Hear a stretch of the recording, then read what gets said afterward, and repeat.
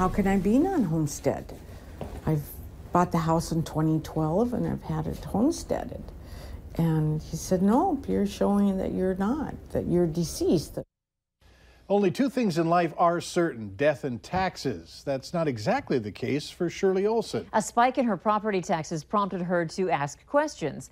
And much to her surprise and dismay, she had been declared dead in Becker County. Olson contacted our whistleblower hotline for help and shares her story with Valley News Team's Veronica Marshall.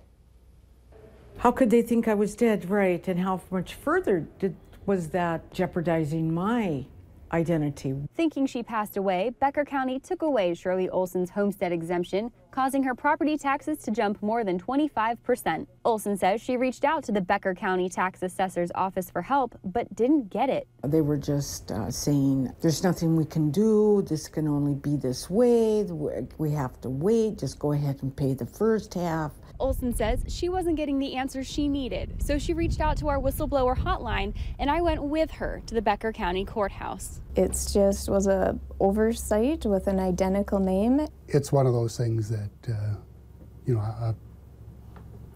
we would just assume would be right. As it turns out, there are 5 Shirley Olsons in the area. Steve Carlson with Becker County says when tax assessors get death notifications from the state, they aren't given social security numbers or birth dates, which he says can lead to mistakes like these. That's something you'd have to take up with the state, because we don't know. We just get the list and go from there. I was concerned about their checks and balances. If they had anything in place, they just whittle it down to that person with that name and matching, and no address.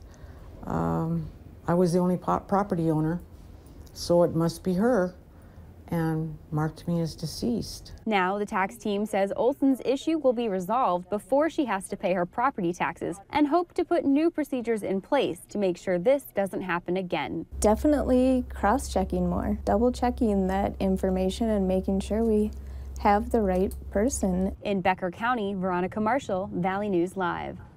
Becker County says it sent Olson 2 notices about losing her homestead exemption before she received her tax statement.